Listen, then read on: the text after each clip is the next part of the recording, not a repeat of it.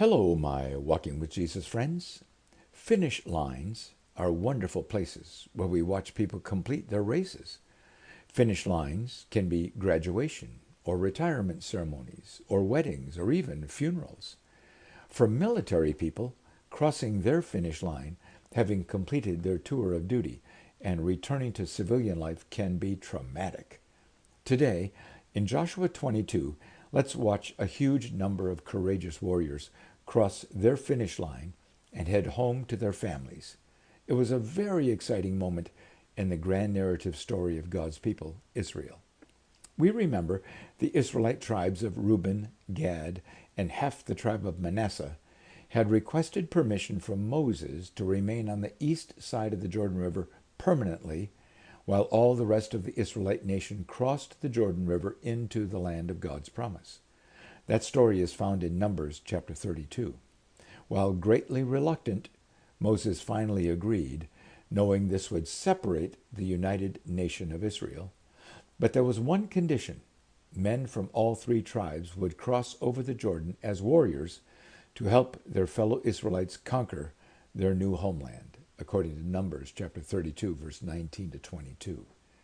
Today, in Joshua 22, we arrive at that wonderful finish line, when these warriors from the tribes of Reuben, Gad, and Manasseh are released by Joshua from their mercenary roles and are sent back home to their families on the other side of the Jordan River. It was a very special day, and I'm sure a great crowd had gathered to thank them and send them home. I imagine Joshua stood on a high platform overlooking the crowd of warriors and shouted, "You have done all that Moses, the servant of the Lord, commanded, and you have obeyed me in everything I have commanded. For a long time now, to this very day, you have not deserted your fellow Israelites, but have carried out the mission the Lord your God gave you." Joshua 22, verse 2 and 3. Oh my, that sure sounds like, "Well done, my good and faithful servant," doesn't it? Let's pause a few seconds here for reflection. May I give us a few questions to consider? First, what is your mission in life that you believe God has called you to? Maybe it's being a great God-honoring husband or father. Maybe a God-honoring mother or wife. Maybe a God-honoring businessman or woman, educator, healthcare provider, or even a God-honoring first responder. What is your God-given mission? Second, if you were to cross the finish line of your life today, what words do you expect you will hear from God? Third, no matter how much time you have left to accomplish your God-given mission, what are your priorities from here on to the end? Now let's return to Joshua's finish line ceremony with these warriors. Now return to your homes in the land Moses, the servant of the Lord, gave you on the other side of the Jordan. But be very careful to keep the commandment and the law that Moses, the servant of the Lord, gave you, to love the Lord your God, to walk in obedience to him, to keep his commands, to hold fast to him, and to serve him with all your hearts and all your soul. Joshua 22, verse 4 and 5. Oh my, what a fantastic commissioning of these warriors now returning to civilian life as sons and husbands, dads, brothers, businessmen, as God's people living on the other side of the Jordan. Please don't rush past those powerful, historic, very significant words, my friends. It is our commissioning too, every day, as followers of Jesus, isn't it? They might even be worth writing down on a card and keeping handy to look at often as you and I head out into each new day. The record says, "Then Joshua blessed them and sent them away."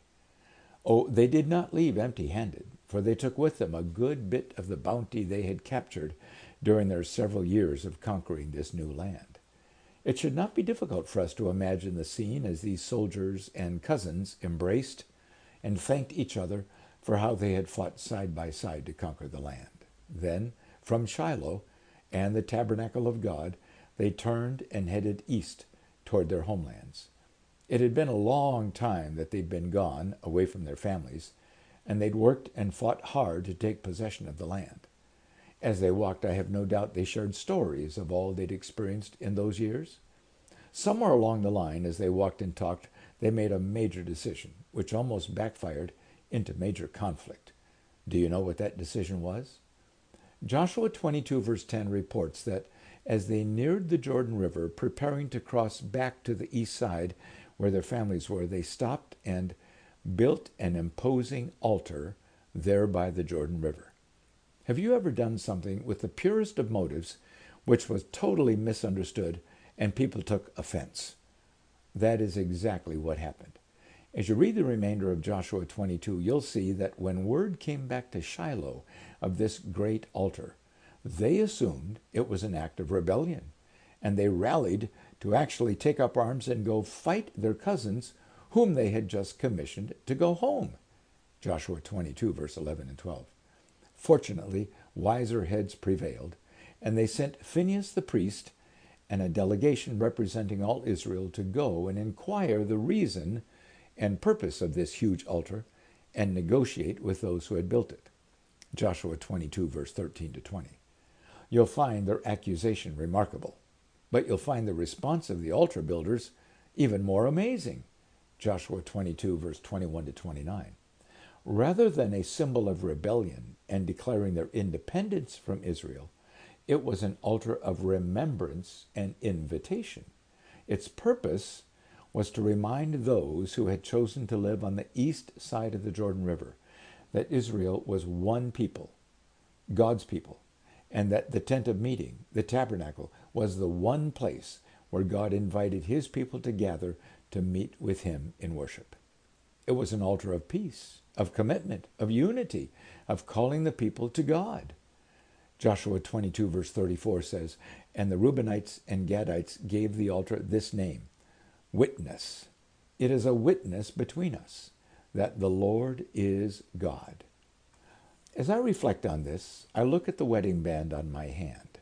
It too is a witness between my wife and me that our vow to each other and to God will unite us for the rest of our earthly lives as husband and wife, deeply committed to honoring God with every day of our marriage. So what does the wedding band on your hand say to you and to anyone else who sees it? And I look at family pictures on my desk in my office wall. While they mark a moment of time in the past, they are a witness that my wife and I are parents and grandparents, and nothing will ever undo the miracle of childbirth and family connection. But more, those pictures are a witness to me of my role in doing all I can to mentor my family to know, love, and honor Jesus Christ with their lives. So let's pause today, looking around our homes, our lives, to see what things are similar to that witness altar in Joshua 22.